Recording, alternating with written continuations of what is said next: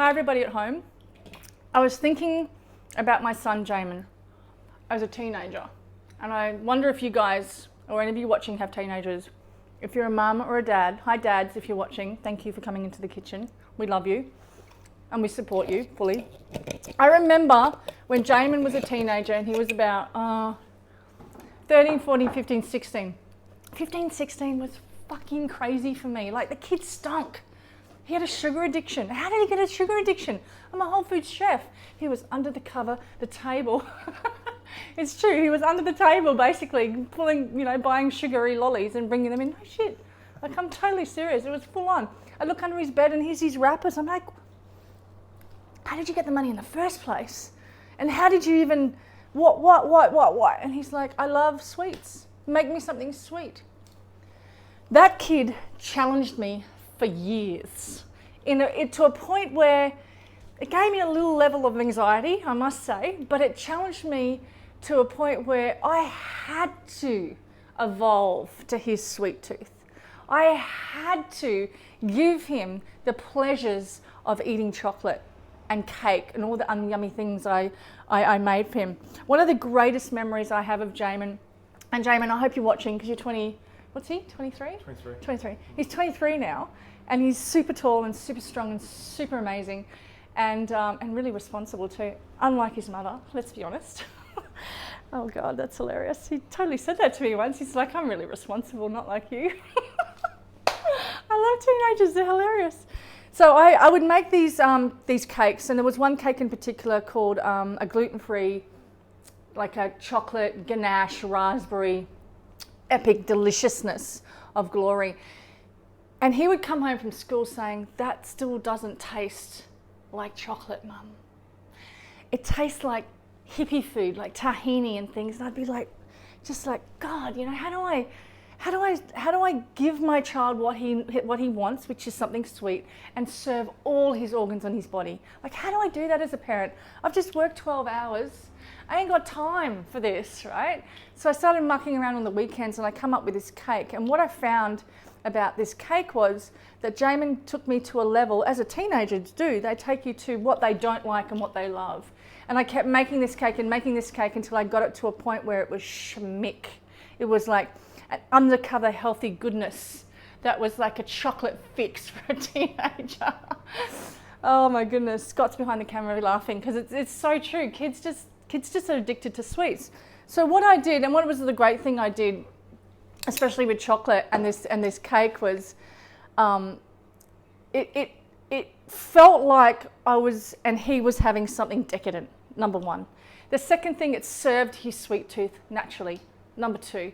And number three, he didn't get the sugar highs, do you know what I mean? Like the full-on highs and lows that he would with all that crap that was under the bed that he kind of hid from me, because I was wondering why was this kid so moody, and why did he smell so much?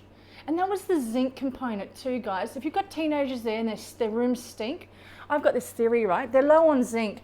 And I was thinking, what's in zinc? Not that I really gave a shit, but what was in zinc? And I found out like certain nuts and seeds. So I piled this cake with nuts and seeds. And what I came up with was a beautiful chocolate raspberry ganache gluten-free cake, which I really, really can't wait for you guys to have the recipe and to, I'm giving you the recipe, right? All filmed and everything to follow it. Now, one thing about this cake that I've noticed over the years, you can make it round, you can make it square, you can make it into little isms, you can make it into a big slab like I did, and it's freezer friendly. So follow my instructions on Jayman's epic sugar addicted cake situation of epic glory and let me know how you go. But the trick is with kids, as a parent, talking to a parent, if you're a parent out there, for me, as a parent and a mum with a teenager, years ago, the trick was to not fight, number one, which is fucking hard, let's be honest, right? Because teenagers know everything.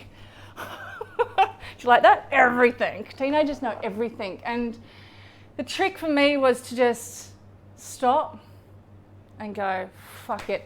All right, you want chocolate, dude? I'm going to give you chocolate. I'm going to give you the best goddamn chocolate on the planet. And I'm going to make it so luxurious and silky and decadent and divine that you're just going to like feel loved and abundant and not feel like you're going without. So if you're making this cake and all the chocolate glory, here, have some.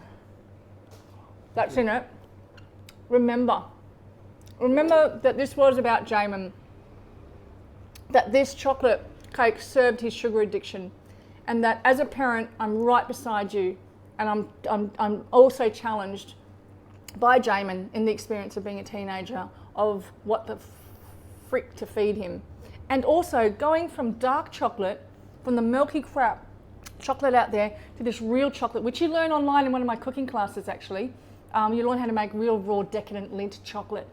Okay, very different from the chocolate we get on the shelves. To transition a teenager to that, all I did, I swear to God, was make it as yummy as possible with the berries and everything until he got to the point where he could actually not just stomach dark chocolate but enjoy it.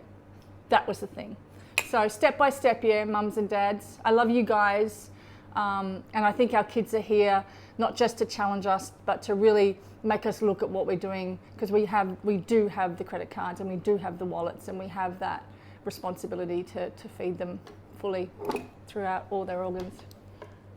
This is good chocolate. See you online.